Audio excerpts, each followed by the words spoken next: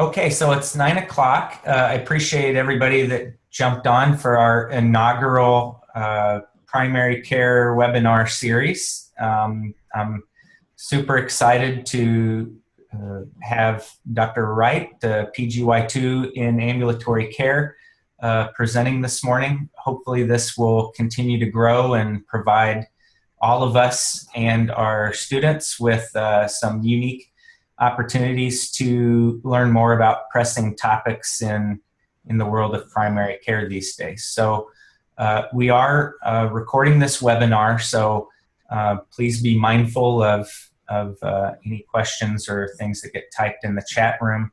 If you are unable to unmute your Zoom program at the end to ask Dr. Wright questions, feel free to use the chat function on the side of the Zoom program, and if Dr. Wright can't see it, I will field those questions for her. With that, I'll turn it over to Dana Wright, and she's going to be speaking today on familial hypercholesterolemia.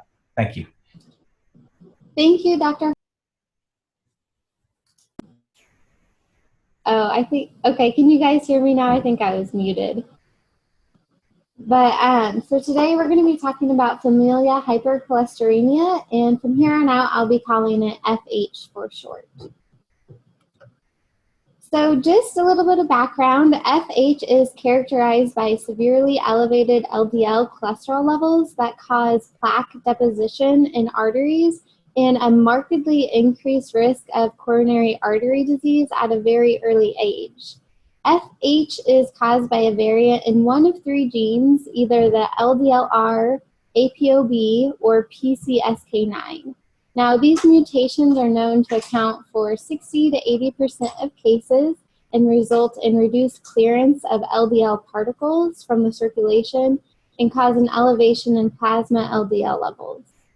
There's also an increased uptake of modified LDL by the macrophage scavenger receptors, resulting in lipid accumulation. Of note, there are over 1,600 different mutations in the LDL receptor. I won't get into specifics, but they are categorized into classes based on the phenotypic behavior of the mutant protein. So patients with untreated FH are at an increased risk for cardiovascular diseases up to 20 times as high. The more common disease is coronary heart disease, which typically manifests as angina and myocardial infarction, whereas stroke occurs more rarely. The prevalence in the general population has traditionally been reported as 1 in 500, but emerging data suggests that the prevalence of FH is much higher than this in the white European population. It can be as common as 1 in 200 and as high as 1 in 67 in the South African Jews. So there are two types of FH, heterozygous FH or HeFH and homozygous FH or HoFH.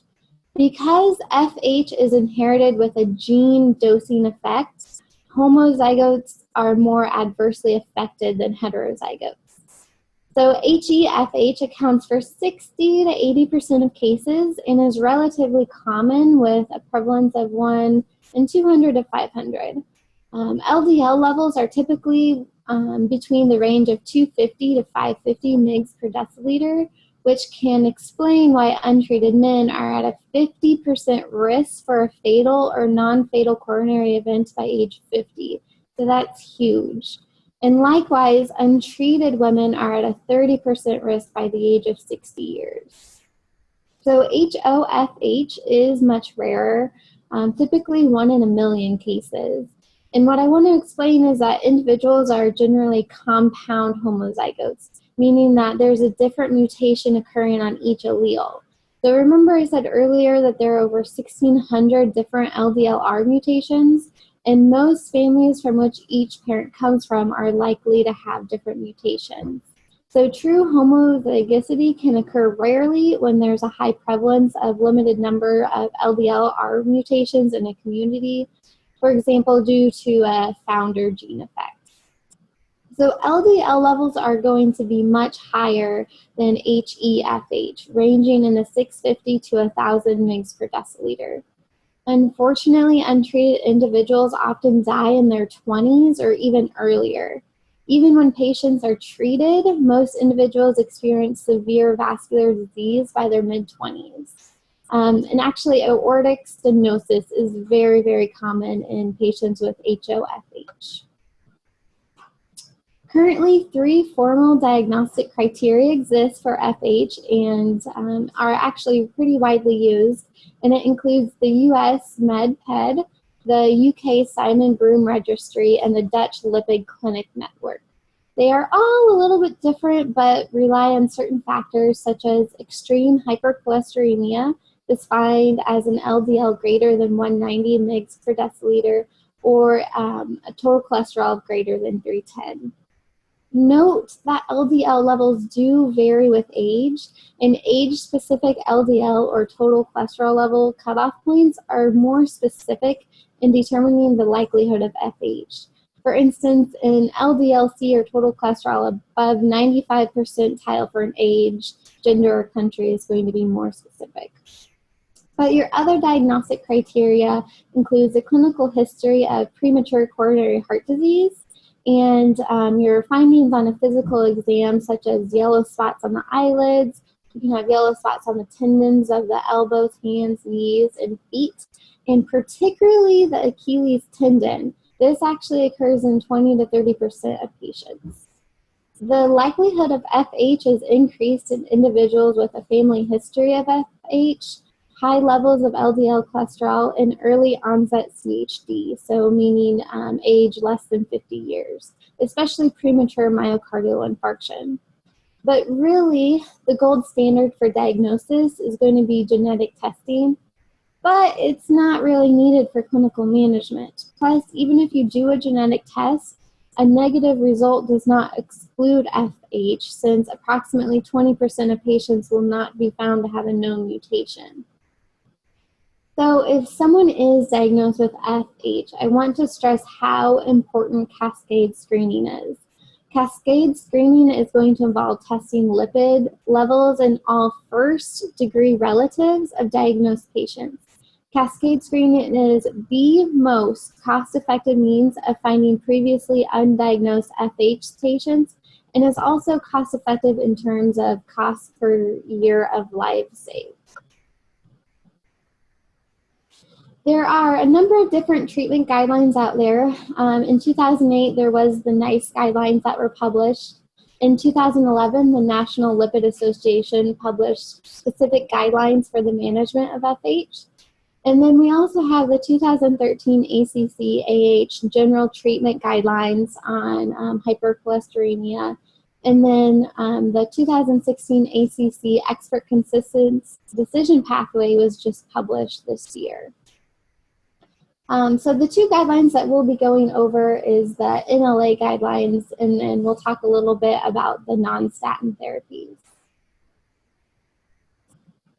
So the NLA-FH guidelines stress, again, that early treatment is highly beneficial, and that long-term drug therapy for patients with FH can substantially reduce or remove the excess lifetime risk of CHD.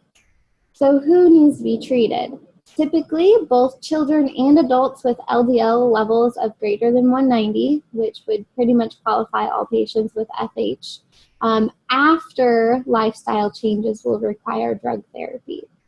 So for adult patients, and adults are defined as greater than 20, drug treatments should be initiated to achieve a goal LDL cholesterol reduction of 50% or greater. Your higher risk patients, such as your patients with CHD, ASCVD, diabetes, or patients that smoke, may need more aggressive treatment goals with a suggested LDL level of less than 100 and non-HDL cholesterol of less than 130.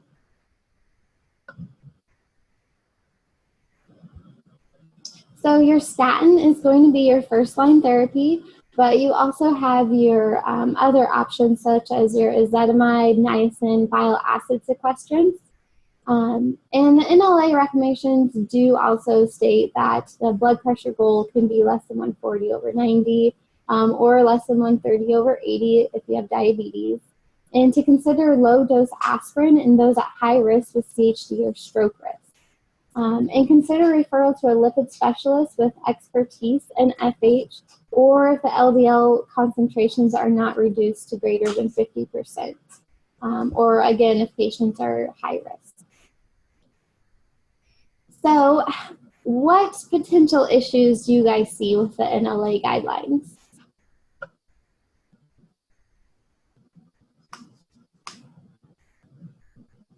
I kind of just wanted to get your guys' thoughts and opinions on this. You can enter in the chat box or just unmute yourself and say some things.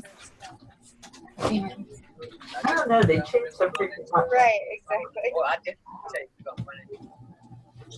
Here's this meter.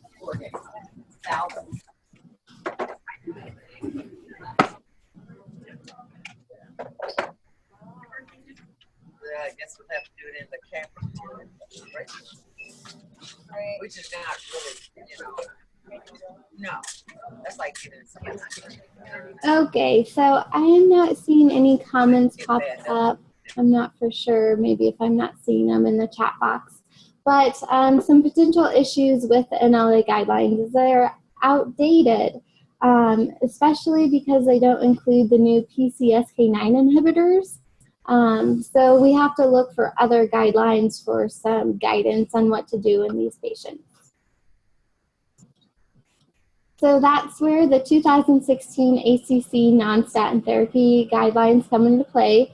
And it states that clinicians treating high-risk patients who have less than anticipated response to statins, or who are unable to tolerate a less than recommended intensity of a statin, or who are completely statin intolerant, may consider the addition of a non-statin cholesterol-lowering therapy.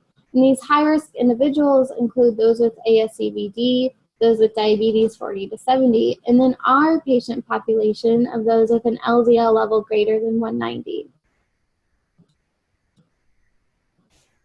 So again, this is straight from the 2016 guidelines. You can see that patients without clinical ASCVD with an LDL greater than 190, the goal is going to be similar to the NLA guidelines that I just went over, which is a greater than 50% reduction, or the LDL less than 100. They are going to consider ezetimibe or your PCSK9 inhibitors, of course, after you have tried to utilize the statins. The guidelines also say that it's reasonable to consider a PCSK9 inhibitor as a first step, rather than using ezetimibe or a bile acid sequestrant, given the PCSK9 inhibitor's greater LDL lowering efficiency. So I briefly want to go over the PCSK9 inhibitors. There's two on the market currently, evolocumab and alirocumab. So the way these work is typically in our body we have these LDL particles floating around, and the LDL particles are going to bind to the LDLR receptors. And those receptors are going to bring the LDL into the cell and recycle the LDL. And then the LDL receptor is going to go back on the outside to keep recycling them. However, whenever PCSK9 comes into play, it binds to that LDLR receptor. And the receptor can still take the LDL inside the cell to get degraded, but that receptor isn't going to go back outside and get recycled, so it can't continue to take LDL particles. Hence, why they made the PCSK9 inhibitors, because they will bind to the PCSK9 and keep that LDLR recycling pathway going. So evolocumab has been studied quite a bit. There's been 26 studies, and the biggest trials include the ULCER trials. The ULCER 1 and 2 were actually combined into a single data set, and I do want to go over this trial as it did get the FDA to approve this drug. It was one of the main landmark trials. So patients enrolled had to complete a trial of evolocumab before enrolling. In the ulcer 1, there was about 1,300 patients, and in ulcer 2, there was about 3,000 patients. But either one, the 1 or 2 trial, they had evolocumab plus standard therapy or standard therapy alone. And again, the standard therapy included statins. Ulcer 1 was strictly 140 milligrams of evolocumab once monthly, whereas ulcer 2, the patients got to choose if they wanted it every 2 weeks or once a month. But the primary endpoint for both of these trials included incidence of adverse effects, with the secondary endpoint being % change in LDL levels. They also looked at HDL, TC, trigs, and apolipoproteins. And then they did an exploratory outcome of the incidence of adjudicated cardiovascular events. And we'll get into that too. So the mean age of patients in this trial was 58 years. 80% had at least one cardiovascular risk factor. 20% had CAD. And although 70% were on a statin, only 27% were on a high-intensity statin, and 34% were on a moderate-intensity statin. 12% were already on ezetimibe in the evolocumab group, whereas 15.4% were on ezetimibe in the standard therapy group. Now, the baseline LDL level was 120, which matches up with the treatment guidelines saying that you should consider an LDL goal of less than 100. So these patients would be good targets for additional drug therapy. The mean duration of follow-up was 11 months for a total around 4,000 patient years. Again, the baseline LDL level was 120, and then in the evolocumab group, it decreased to around 50. Evolocumab group at the end of the trial had a 70% reduction, and that was statistically significant. At 12 weeks, too, the LDL cholesterol level was reduced to less than 100 and 90.2% in the evolocumab group compared to 26% in the standard therapy group. Looking at safety events, you can see it's always important to look at muscle-related events. It was pretty similar. It was 6.4 for the evolocumab group and 6% for the standard therapy group. Of course, there was more injection site reactions with the evolocumab group. And then there wasn't very many neurocognitive events, but it's still important to note that there was a slight increase. And I really like this chart. This chart was found in the supplementary appendix, but it shows the rates of overall adverse effects broken into LDL levels. And all of the adverse effects were similar among patients in the evolocumab group who had an LDL cholesterol of less than 40 or less than 25, as those with higher levels during the ulcer trials. Cardiovascular events were prospectively adjudicated in the exploratory analysis, and when these events were combined in a composite of all cardiovascular events, patient in the evolocumab group had a significantly lower rate of all cardiovascular events than did patients in the standard therapy group. So you can see the hazard ratio is 0.47. But again, we have to kind of take this with a grain of salt because this was not the primary outcome and it was just an exploratory analysis. This shows the Kaplan-Meier. Again, you can see that the evolocumab group did show less overall cardiovascular events.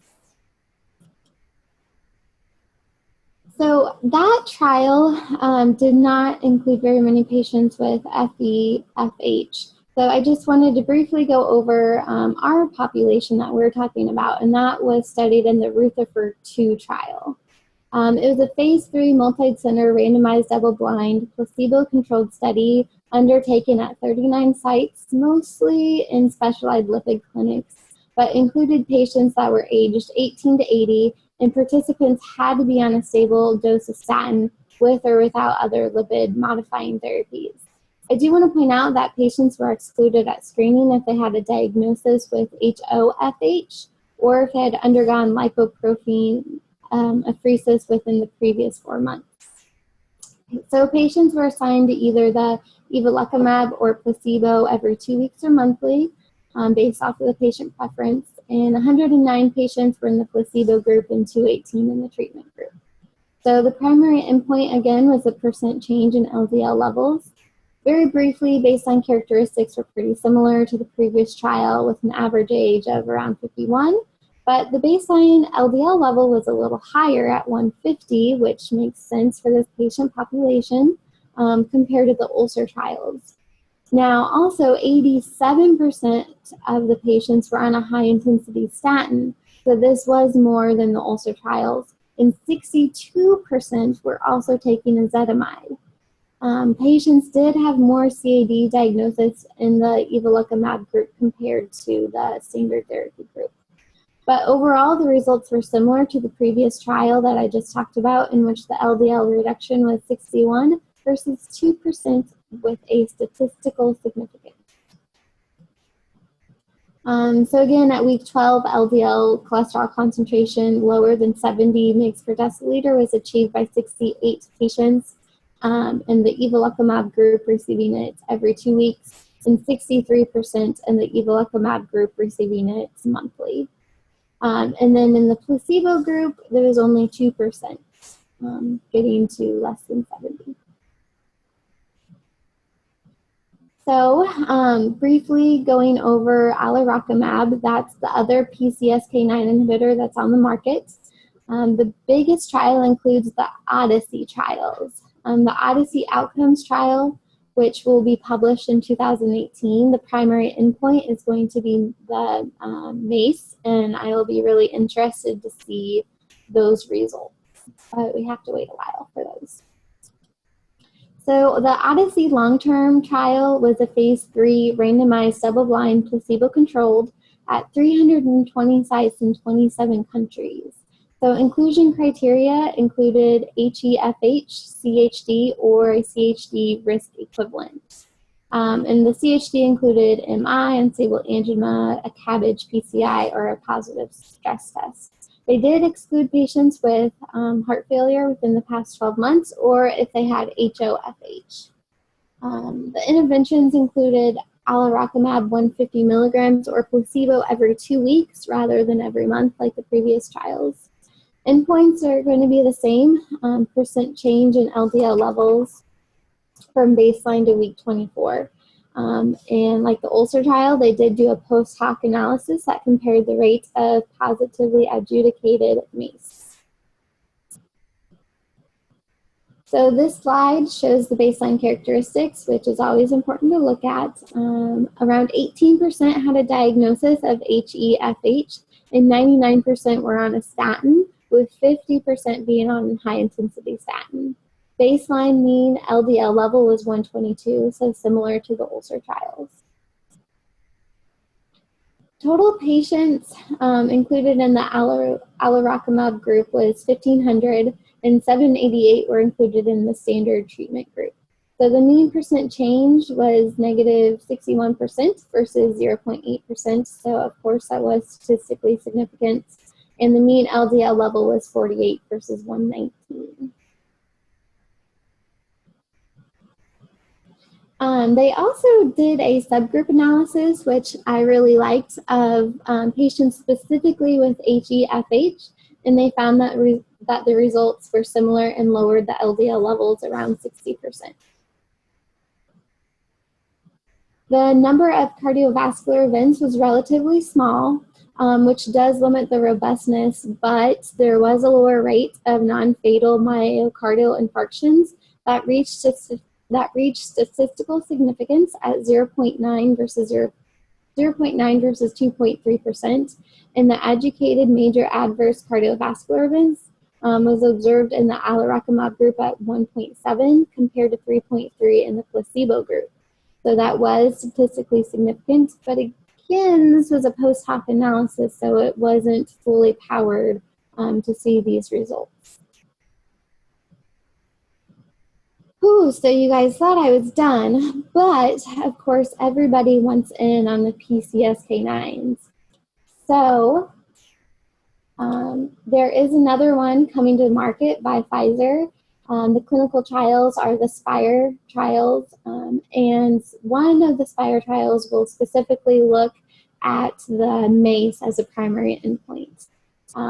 So we'll see whenever this gets approved. I'm thinking it will be rather soon. So that leads us to ezetimibe. There are two trials really that are major with this drug, and it's the ENHANCE trial and the IMPROVE-IT trial. There's been a lot of talk about the IMPROVE-IT trial over the last couple of months, but for us, this topic, I'm going to focus on the ENHANCE trial that was published in 2008 because it was specifically in patients with FH. So it was a prospective, randomized, double-blind, active comparator and included patients between the age of 30 and 75 years of age with FH and untreated LDL levels of greater than 210. So that's the highest LDL levels that we've seen so far in the studies that I've covered. The exclusion criteria included HoFH and again, a history of heart failure, recent CVD events, and angina. The intervention, this was actually pretty unique. It was a single blind run-in period for 6 weeks, which all lipid-lowering drugs were discontinued, and then baseline LDL and intima media thickness was recorded. And then after they were off their drugs for 6 weeks, they were assigned to either 80 milligrams of simvastatin and placebo or 80 milligrams of simvastatin and ezetimibe. The primary outcome was change from baseline and measurement of the mean carotid artery intima media thickness.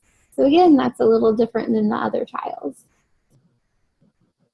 So 322 and 320 were included in the analysis. You can see the baseline characteristics. Average age was a little bit younger, around 45.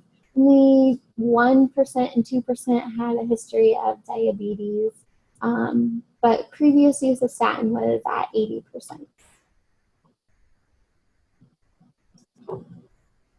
So you can see that the cholesterol level at baseline, the LDL was 317 and 319 after they discontinued the drugs for the 6 weeks. And then the level at 24 months reduced to 192 in simvastatin group and 141 in the simvastatin plus ezetimibe. And then the total percent change from baseline was 39% in the simvastatin monotherapy group and 55% in the simvastatin plus ezetimibe, and that was statistically significant. So this was not their primary outcome though, but I think it's important to note as all the other trials were looking at the LDL cholesterol reduction. So whenever we get into their primary outcome, unfortunately, there was no statistical difference in the primary outcome.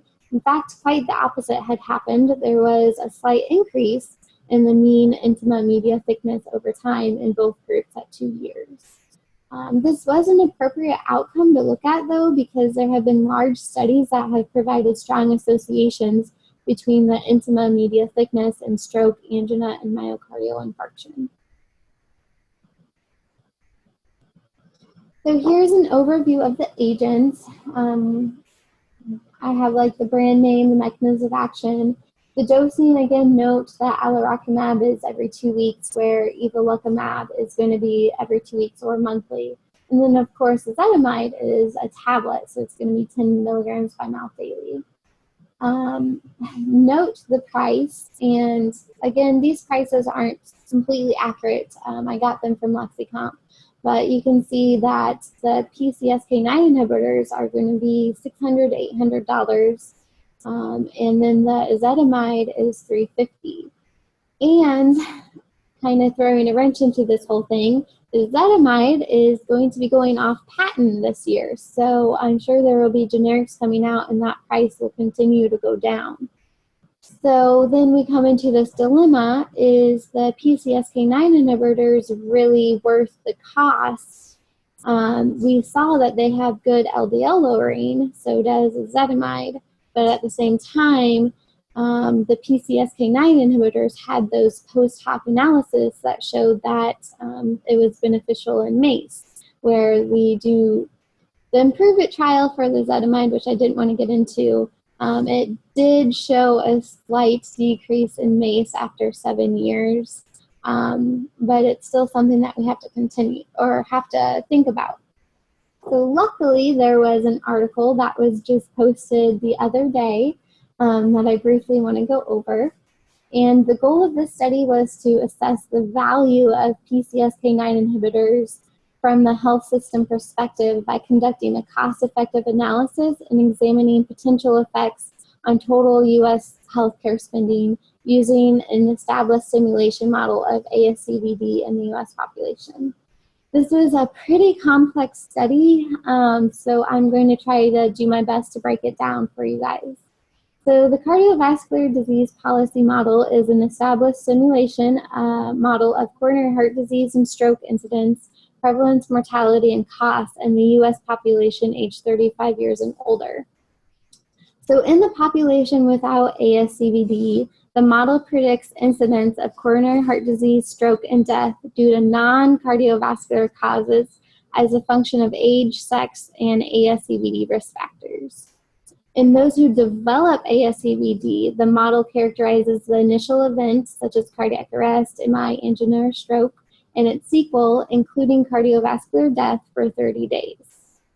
So in the population with a history of ASCVD, the model predicts cardiovascular events in coronary revascularization procedures and cardiovascular or non-cardiovascular mortality as a function of age, sex, and clinical history.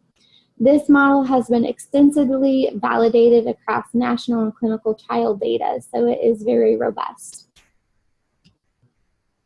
So the model included the entire U.S. population of adults ages 35 to 74 years in 2015 and followed them over their lifetime until death or until survival to 95 years of age. The prevalence of cardiovascular risk factors was estimated from population-weighted National Health and Nutrition Examination Surveys from 2005 to 2012, and utilities and costs were assigned to each clinical event and health state and annual cycles and discounted at 3% annually. The model did assume that the health system perspective, considering all direct healthcare costs. And the authors used base case simulations that targeted 2 adult populations, patients with HeFH and pre-existing ASCVD. So 3 treatment strategies were modeled: statin use, incremental treatment with ezetimibe, and incremental treatment with PCSK9 inhibitors. So the primary endpoint included the incremental cost effectiveness ratio, and the secondary endpoints included incremental cost per life year gained and number needed to treat over 5 years to avert 1 MACE. Again, you can see our baseline characteristics. I just highlighted the patient population that we're talking about, HeFH. You can see the mean age was around 50. The LDL mean was 207. And then 26% had a diagnosis of diabetes. Again, I just want to point out the annual drug costs. So the cost for a patient for ezetimibe was around $2,800, where the PCSK9 inhibitor was $14,000, and that was for an entire year. So quite a big cost difference. Okay, so I'm going to try to break this chart down for you. Addition of ezetimibe to statin therapy was estimated to avert 214,000 MACE and generate 475,000 additional QALYs. Now, adding a PCSK9 inhibitor was estimated to result in 316,000 fewer MACE and 628,000 additional QALYs. The number that needed to treat over 5 years to prevent 1 MACE in patients was estimated to be 72 for ezetimibe and 59 for the PCSK9 inhibitors relative to ezetimibe. Treating the entire 35 to 74-year-old FH population with PCSK9 inhibitors was estimated to cost $323 billion more than treating with ezetimibe. An estimated $17 billion would be offset by the decreased cost of cardiovascular care due to adverse events, leading to a net of $582,000 per life year gains. So simulations that modeled the use of PCSK9 inhibitors instead of ezetimibe among all currently eligible patients resulted in an estimated $592 billion increase in drug spending over 5 years. Even though cardiovascular costs decreased by $29 billion, the net was still $568 billion in healthcare spending. The authors concluded that PCSK9 inhibitors are not cost-effective at 2015 prices, and achieving commonly accepted cost-effectiveness threshold would require the price reduction by more than 2/3. So really the authors concluded that restricting the population treated with PCSK9 inhibitors is one strategy for containing costs. Higher risk patient subgroups, such as those with a recent MI or HeFH patients with higher LDL levels, would likely derive greater benefit from PCSK9 inhibitors.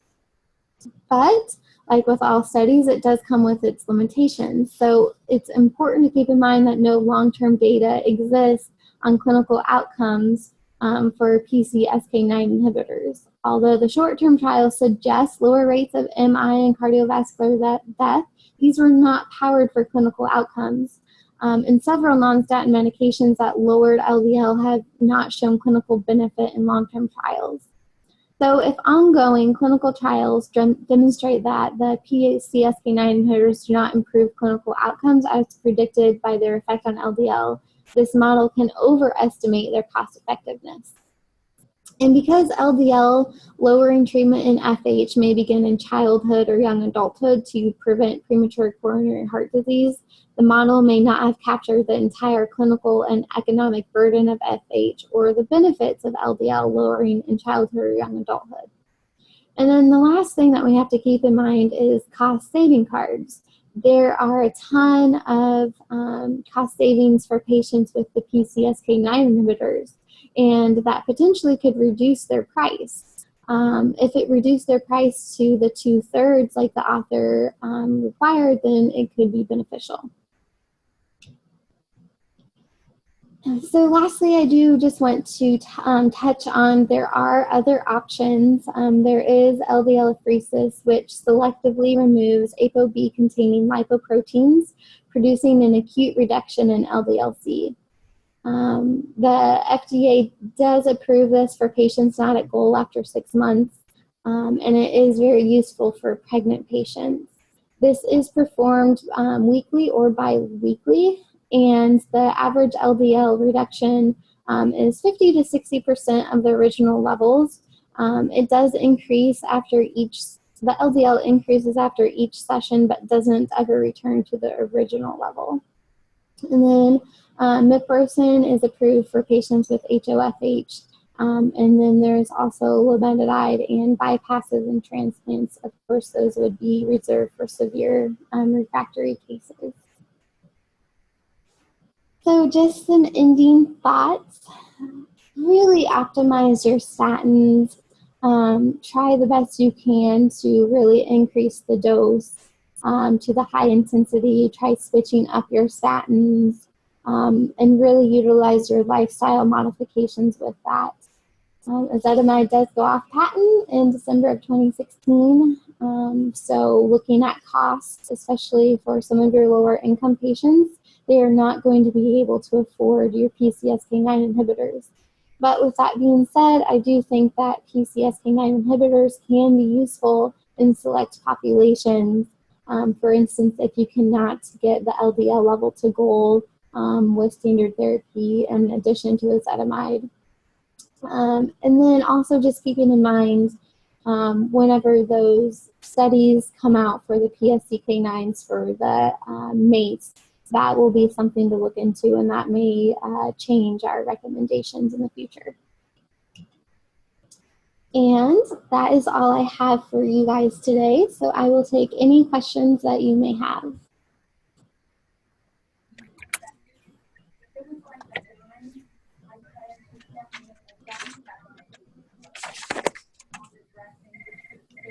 Okay.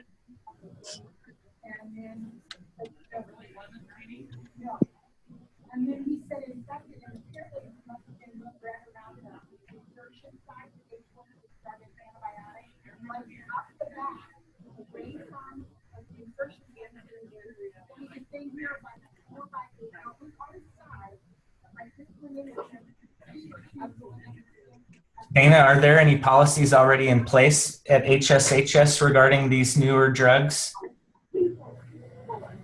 Not that I know of. I think a couple of providers have prescribed them, but no policies are in place at this time. I think that is something to look into, though. And so the patients get the newer medications. They're administered every 2 weeks subcutaneously. Is that correct? Correct. And again, it's different with the two different drugs. With the evolocumab and the alirocumab, one of them's monthly and the other one's bi-weekly. But I believe the alirocumab is undergoing studies right now to see if it can be once a month. We have that meet and greet at 6. That will take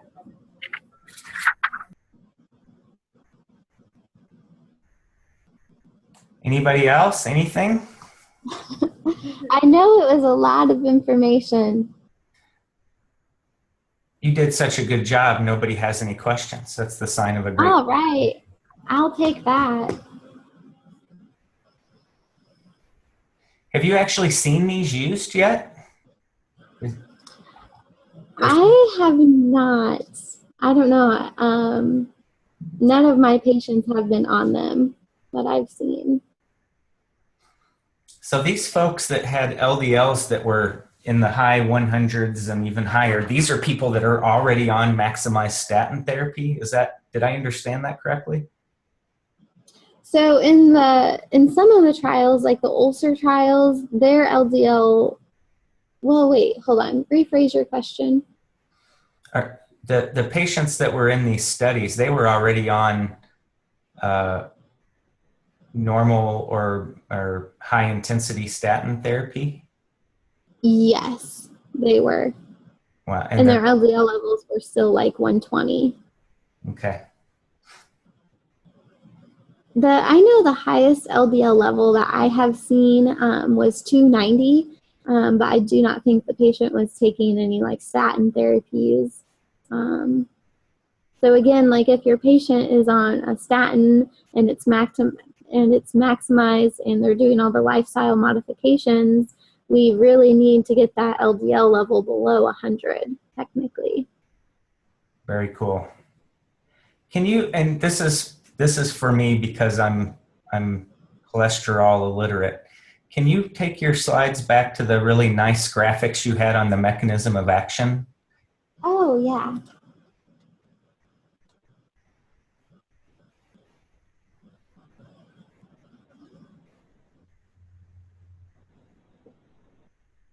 Do you want me to explain it again? So, well, I want to make sure I understand this correctly. So those little LDL receptors basically grab the LDL particles, pull them in, and then break them down, almost like a natural, keep you from having too much LDL. And what we're trying to inhibit the recycling of these receptors. Is that? No, we're not trying to. So normally the receptors automatically get recycled, which is what we want because we want the receptors to keep grabbing the LDL to get broken down. But this little blue thing, this PCSK9, it binds to the LDL receptor and it prevents that LDL receptor from getting recycled. So the LDLR recycling is blocked. So then whenever we have a PCSK9 inhibitor, the evolocumab or the alirocumab is going to bind the PCSK9 so it can't bind to the LDLR receptor.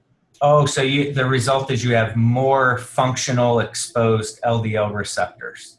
So that, Correct. and it pulls it out of okay, I got it. Sorry. Oh no, it took me a long time to really understand how these work. So. Okay. For those of you who are on, I see something from Julie. For those of you who are interested in getting the link to the full recording, just shoot me an email and I'll be happy to send it to you. I haven't figured out where we can post these just yet. Were there any other questions for Dr. Wright? No, I don't think so. Speak now or forever hold your peace.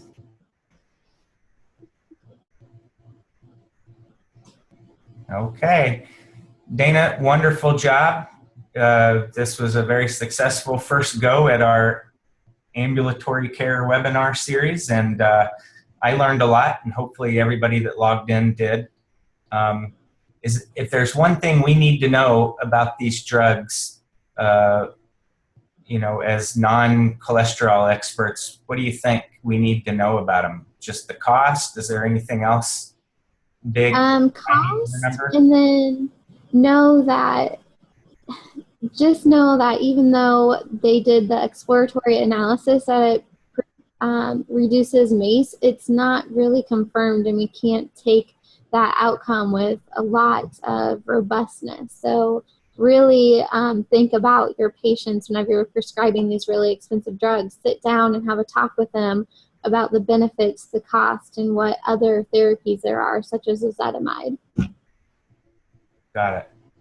Okay, thank you so much, Dr. Wright. Wonderful job. I learned a ton, as I'm sure everyone else did, and please tune in next week for another wonderful topic.